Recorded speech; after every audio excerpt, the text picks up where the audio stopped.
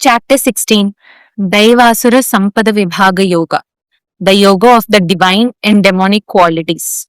The battlefield still waits. Arjuna has now understood who he truly is, the nature of the body, the three gunas, and the importance of staying rooted in the divine. Now Krishna turns Arjuna's attention inward once again, not toward the body, not toward the universe, but toward character. Arjuna listens carefully. Krishna says, Arjuna, every human being carries different qualities within. Some qualities help us grow, others slowly pull us away from peace. Krishna calls them divine qualities and demonic qualities. Arjuna becomes curious. He wonders, who are these divine and demonic people? Krishna gently smiles. He isn't talking about two different kinds of humans. He is talking about the tendencies that can arise within every human heart. The divine qualities.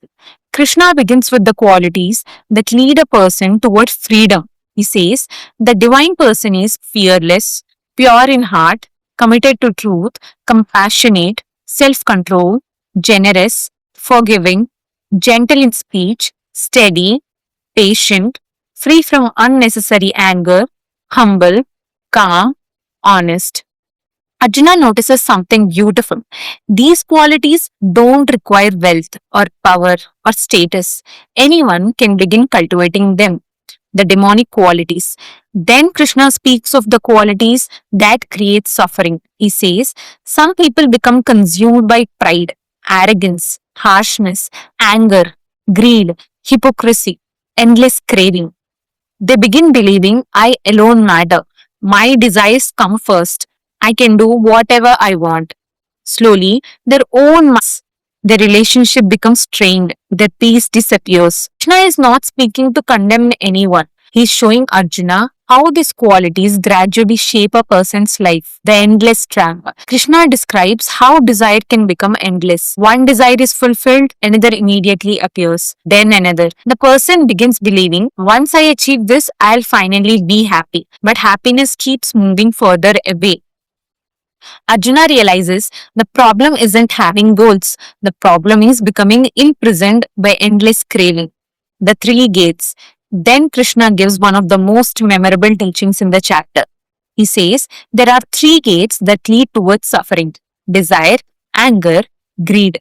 If a person continually walks through these three gates, their peace slowly disappears.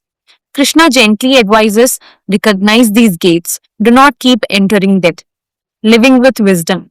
Krishna reminds Arjuna, whenever confusion arises, do not act only according to impulse. Seek wisdom, reflect, choose what is right, not merely what feels pleasant in the moment.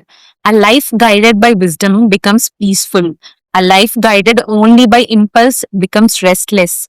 The chapter slowly comes to an end. Arjuna understands something profound. The battlefield outside is real, but every day another battlefield exists within him.